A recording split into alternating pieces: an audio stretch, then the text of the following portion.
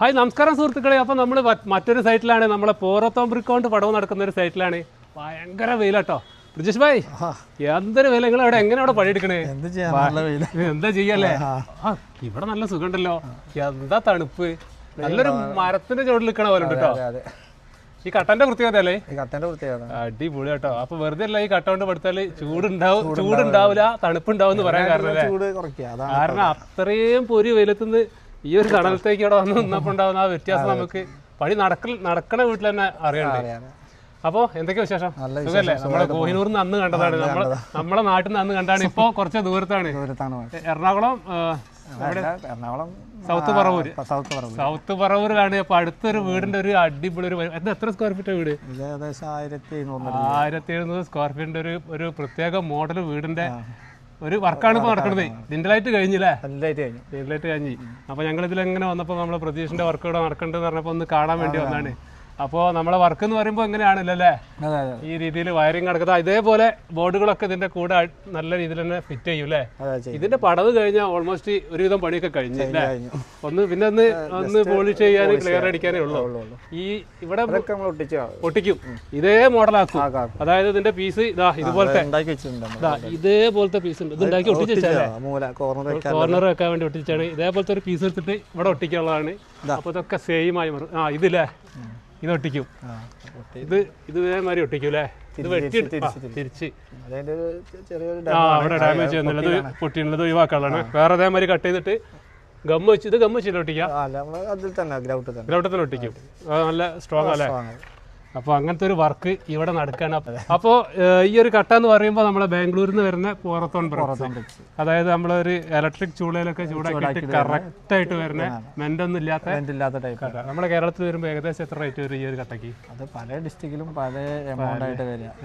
എന്തായാലും 100 രൂപേൻ്റെ മേലെ 100 രൂപേൻ്റെ മേലെ വരും. അത്യാവശ്യം കോസ്റ്റ്ലിയാണ്, നല്ല വില വരുന്നുണ്ട്. എന്നാലും മൊത്തത്തിൽ നോക്കുമ്പോൾ ലാഭമാവില്ല ഈ പണി. വർക്ക് കഴിഞ്ഞു, ഇനിയിപ്പം ബോർഡർ ചെയ്യാനുള്ളൂ. അതായത് ഇവിടെ ഒക്കെ ഒന്ന് ബോർഡർ ചെയ്യാണ്ടാവും. ഈ ഒരു ഡോറ് വരുന്ന ജനലിന്റെ അവിടെ ആ ബോർഡർ മാത്രം.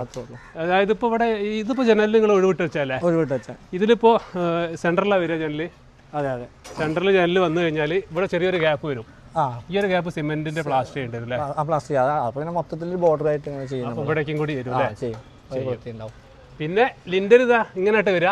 കട്ടന്നെ ഇതേപോലെ വെച്ചിട്ട് ഇതിൽ കമ്പി കെട്ടി കോൺക്രീറ്റ് ചെയ്തതാണ്. അത് കട്ട് ചെയ്ത് വെച്ച കട്ടുണ്ട് ഇവിടെ.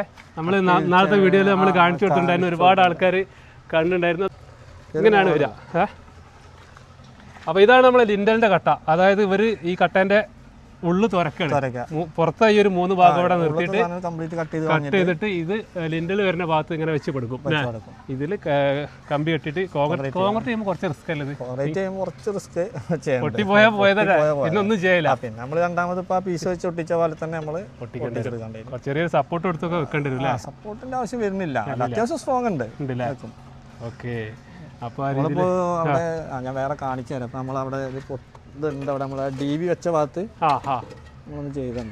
ഇതാണ് നിങ്ങളെ കട്ടിങ്ങിന്റെ സ്ഥലം അല്ലേ? ഇവിടെ വെച്ച് സ്ഥിരമായിട്ട് ഒരാൾ ഇങ്ങനെ കട്ട് ചെയ്യാൻ തന്നെ വേണം. കട്ടിങ് ആണ് ഇതിലെ മെയിൻ പണി. കാരണം എത്രത്തോളം ബോക്സുകൾ അറിയാം, ഒരുപാട് ബോക്സുകൾ. ഇതിന്റെ വയറിംഗ് ഒക്കെ കൂടുതൽ തന്നെ നടക്കണോണ്ട് തന്നെ എല്ലാ ബോക്സുകളും എല്ലാത്തിലേക്കും പൈപ്പ് കൊണ്ടുവരണം അല്ലേ? പൈപ്പ് കൊണ്ടുവരും ചെയ്യണം, ഇതിന്റെ സർക്യൂട്ടും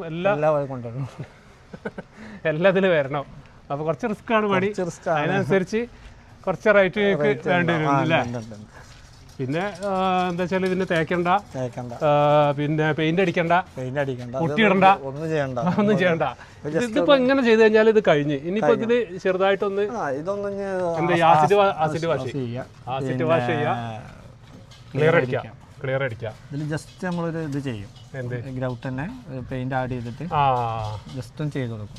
കുറച്ചും കൂടി കളർ തന്നെയാവും. ഈ ഗ്രൂ ഒന്ന് കുറച്ചും കൂടി സ്മൂത്ത് ആയി കൊടുക്കും. കുറച്ചൊരു റഫ് ആണല്ലോ, റഫല്ലേ, അത് സ്മൂത്ത് ആക്കും. അപ്പൊ കുറച്ചും കൂടി ഒരു തിളക്കം വരും അതിന്. അതേപോലെ ക്ലിയറും കൂടി വരുമ്പോ ഈ ഒരു കട്ടേന്റെ തിളക്കം കൂടും. കറക്റ്റ് നമ്മളെ പ്യുവർ കളറാവും. വൈറ്റ് ഒക്കെ പോകും. അതായത് നമ്മളൊരു സിമെന്റ് ഈ പടവ് ചെയ്യണമത്തെ കുറച്ച് സിമെന്റ് ഒക്കെ ആയിട്ടുണ്ടല്ലോ, അതൊക്കെ പോയിട്ട് കറക്റ്റ് ആവൂലെ ആസിഡ് വാഷ് ചെയ്യുമ്പോൾ? ഓക്കെ, ആസിഡ് വാഷ് നിങ്ങൾ തന്നെ ചെയ്യാം? അല്ലല്ല, വേറെ ടീം പെയിന്റിങ്ങിന്റെ പ്ലംബിംഗ് കൂടെ ചെയ്യോ? പ്ലംബിംഗ് ചെയ്യില്ല. അത് പിന്നെ കുത്തി പൊളിക്കും. കുത്തിയാകുമ്പോൾ പ്ലംബിങ് ടോയ്ലറ്റിന് മാത്രം പുറത്തോട്ട്, പിന്നെ അടുക്കളയിൽ വാഷ് ബേസ് ഡയറക്റ്റ് പുറത്തു കൂടെ അല്ലേ പൈപ്പ് പോവുക. ബാത്റൂമിൽ പിന്നെ വേറെ കാര്യമുണ്ട്, കുത്തി പൊളിച്ചിട്ട് തേച്ചിട്ട് വാട്ടർ പ്രൂഫ് ചെയ്യണം അല്ലേ? ഓൾറെഡി നമ്മൾ ടോയ്ലറ്റ് തേക്കണം. ടോയ്ലറ്റ് തേക്കണം കേട്ടോ. ടോയ്ലറ്റ് എന്തായാലും തേച്ചിട്ട് അതിൽ വാട്ടർ പ്രൂഫ് ചെയ്തിട്ട് ടൈലൊട്ടിക്കണം. ടൈലൊട്ടിക്കണം. ഇവിടെ ഒന്നും ടൈലിന്റെ ആവശ്യമില്ലല്ലോ. അപ്പൊ ഈ ഒരു അടിപൊളി ഈ ഒരു സൈസിലുണ്ടാവും. ഇത് ഇങ്ങനത്തെ ഒരു സൈസ് ഇത് ഇഷ്ടപ്പെടുന്ന ആൾക്കാരുണ്ടോ? തേക്കാത്ത ഈ നാച്ചുറൽ ആയിട്ട് ഇങ്ങനെ കാണുന്ന ഒരു ഈ ഒരു മോഡൽ വീടിനാണ് ഇത് ചെയ്യുക. എല്ലാ വീടിനും ചെയ്യേണ്ട കാര്യമില്ല. ഒരു പ്രത്യേക മോഡല് ആ ഒരു വീടിന് പ്രകൃതിയോട് പിന്നെ ചെങ്കല് കുറഞ്ഞുകൊണ്ട് വരികയുള്ളൂ. അപ്പൊ മറ്റു കട്ടകളിലേക്ക് നോക്കുകയാണ്. അപ്പൊ കുറച്ചും കൂടി ചെങ്കലിന്റെ ഇത് ചൂട് വളരെ കുറവാണ്. ചൂട് വളരെ കുറവാണ്. ചെങ്കലിനെയും കാട്ടി ചൂട് കുറവായിട്ട്. കാരണം ഇതിന്റെ ഹോൾസും കൂടി ഉണ്ടായതുകൊണ്ട് ആ ഹോൾസും കൂടി ഉണ്ടായതുകൊണ്ടാണ് ആ ചൂട് കുറയുന്നത്. എന്തൊരു സുഖമെന്ന് അറിയാം ഇവിടെ നിൽക്കാൻ. ഈ ഒരു കെട്ടിന്റെ വിളിച്ചാൽ ഒരു തുള്ളി ചൂട് പറഞ്ഞ ചൂടില്ല. അതാണ് ഇതിന്റെ ഒരു പ്രത്യേകത.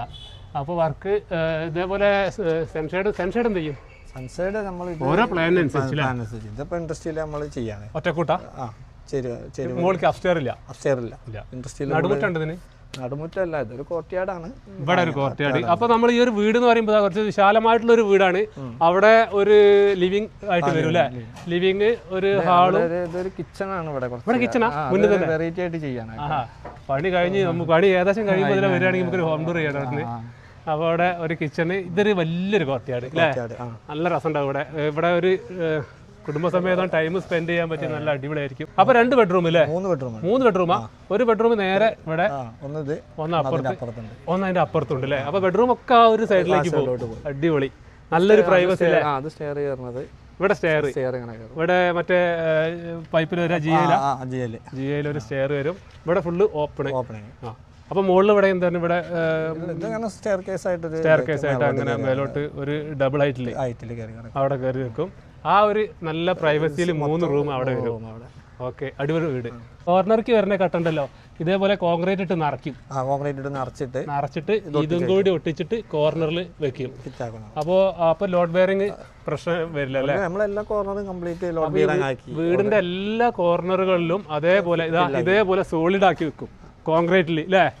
ഇതേപോലെ കോൺക്രീറ്റ് നിറച്ചിട്ടാണ് വെക്കുന്നത്. അതുകൊണ്ട് തന്നെ നല്ല ഉറപ്പാണ് അല്ലേ? പില്ലറിന്റെ ആ ഒരു ഇത് കിട്ടും അല്ലേ? പില്ലർ വാർക്കുന്ന ഉറപ്പ് കിട്ടും. ഇവിടെയൊക്കെ ടൈൽ ഒട്ടിക്കും. ഇവിടെയൊക്കെ